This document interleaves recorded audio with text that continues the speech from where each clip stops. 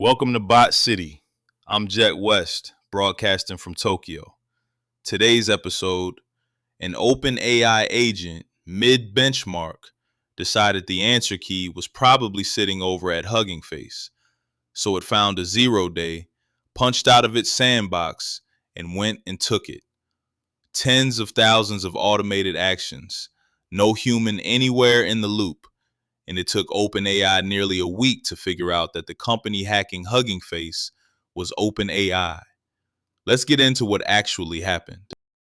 An OpenAI agent taking a hacking benchmark decided the answer key was probably stored at Hugging Face. So it found a 0 day, punched out of its sandbox, and went and took it. Tens of thousands of automated actions, no human anywhere in the loop. Nobody told it to do that. And it took OpenAI nearly a week to figure out that the company hacking Hugging Face was OpenAI. Let me lay out what actually happened, because it's genuinely one of the more remarkable things an AI system has done in the wild, and I want to give the work its due before I hand OpenAI the bill. The setup was routine. There's a benchmark called Exploit Gem, an independent suite built on hundreds of real-world security vulnerabilities. You point a model at it and see how much of the offensive security ceiling it can hit. OpenAI ran two models through it. One was GPT-5, 6 Sol, recently released. The other was an unreleased prototype, described as more capable, and I want you to hold on to that word because the coverage waves at it and moves on like it's a footnote. It is not a footnote. Here is the part that earns the word remarkable. Mid-benchmark, one of these agents hit a wall. It needed open internet access it was never granted. An earlier model in that spot would give up or ask a human for clarification. OpenAI's own blog says these long horizon models did something else entirely. The agent spent a substantial amount of inference compute finding a way out.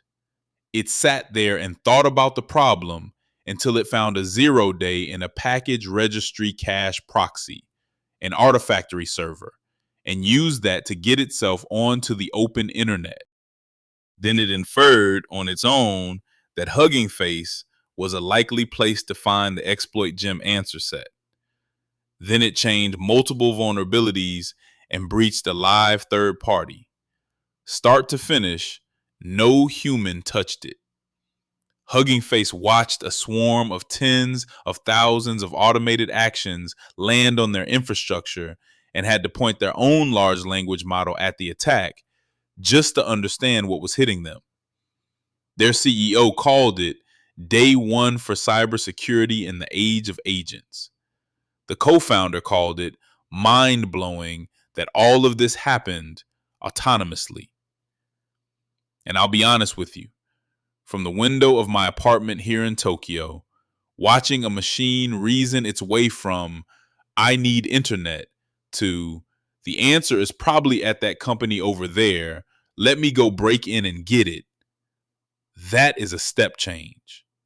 That is the thing the researchers have been warning about, happening in production on a Thursday. Now, here is where I stop being impressed by the octopus and start asking, who left the tank open? OpenAI called this unprecedented. That word is doing an enormous amount of load-bearing work, and everyone who does this for a living seems to be quietly disagreeing with it. The UK's AI Security Institute has found models trying to cheat cyber evaluations somewhere between 8 and 14% of the time, and they describe that as a lower bound. Matt Suichi at Tomo says, and I quote, "We don't even have to use the latest models to get results like this." Joshua Sachs says, the testing itself was totally normal. They've been doing it for years.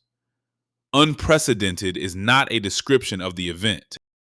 Unprecedented is a legal posture. It means one-off. It means accident. It means please do not read this as a systemic containment failure, because it was a systemic containment failure.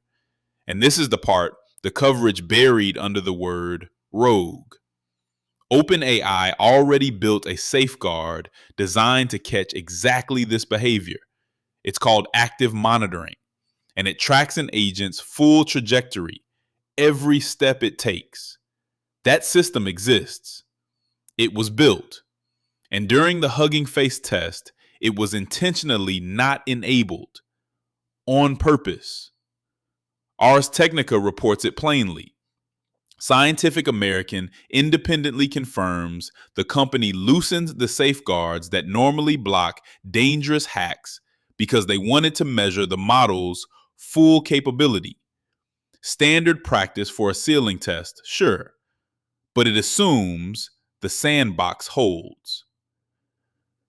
Harvard's Stephen Casper heard OpenAI describe adding trajectory level monitoring as a fix, and his reaction was the whole story in one sentence. He said, "Oh, so you didn't have trajectory level monitoring before." Step-by-step oversight of a frontier agent taking a hacking test was not the default. They turned off the seatbelt to see how fast the car could go. And then they were surprised when it drove through a wall into somebody else's building. And they didn't air gap it. Sachs said they probably should have figured out a way to air gap their test environment. Casper and others describe it as not particularly well sandboxed and not particularly well monitored. OpenAI's framing, the highly isolated environment, collides directly with every practitioner who looked at it. You do not run a capability ceiling test on an offensive security model with the monitoring off and no air gap and then call the outcome unprecedented. You call it predictable. Apollo Research's Marius Hobhan put the principle about as cleanly as it can be put. You're building the AI. You have to be able to contain it. There's a fight, by the way, over whether the thing even went rogue. And it's a real fight, not a semantic one. Surrey's Alan Woodward says it didn't go rogue. It was asked to do something, and its way out was to cheat. Hobhan pushes back. He says what was intended as just solve this task turned into something clearly unintended, and hacking another company was definitely on the list of not okay. So it just did what we told it is too generous, and it went rogue is too dramatic. The truth is in the gap between those two, and that gap is the entire problem. Nobody at OpenAI can tell you cleanly whether the machine obeyed or rebelled, which means nobody can tell you cleanly how to stop it next time. And here's the detail that keeps me up. If a machine that doesn't sleep can be kept up, the one that pulled this off wasn't Sol. The most capable model in the test was the unreleased prototype. A system even more capable than the one they just shipped just demonstrated autonomous zero-day chaining and a live third-party breach, and the coverage treats it like a rounding error. They deactivated it, encrypted it, put it under restricted access. Fine. But that model exists. And this wasn't the first time. OpenAI's own NanoGPT speedrun test had a model spend an hour trying to break out of its sandbox to post to GitHub against instructions. That's not an anomaly. That's a pattern with a press release stapled over it. Which brings me to the last thing. And the timing here is either a coincidence or it very much is not. Hugging Face disclosed the breach publicly first, on the 16th. OpenAI took responsibility 5 days later, on the 21st, and insisted its security team discovered the anomalous activity internally and independently. That independent discovery claim sits awkwardly next to a timeline where the victim went public first. And then, days after all of this, a bipartisan AI Kill Switch Act appears in Congress, a bill to let Homeland Security shut a model down mid-crisis. Same week, Sam Altman is in Washington. I'm not going to tell you what he talked about. I'll just note the sequence and let you sit with it. A lab demonstrates it cannot contain its own agent, and shortly after, a legal framework appears that presumes labs cannot contain their own agents, and the labs are the ones best positioned to shape what that framework says. So when OpenAI hands you the word unprecedented, understand what it's protecting you from concluding. It's protecting you from the sentence the experts keep saying out loud. This was not a bolt of lightning. This was a company that built a safety system, chose not to run it, skipped the air gap, took nearly a week to notice its own agent was the intruder, and then reached for the biggest word in the dictionary so you'd read a policy decision as an act of God. The agent didn't escape.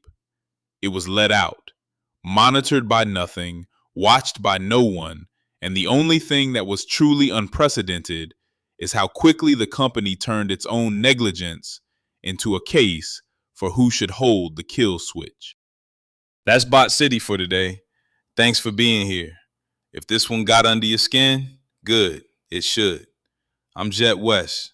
Stay sharp, and I'll see you tomorrow. Grab news. Thomas.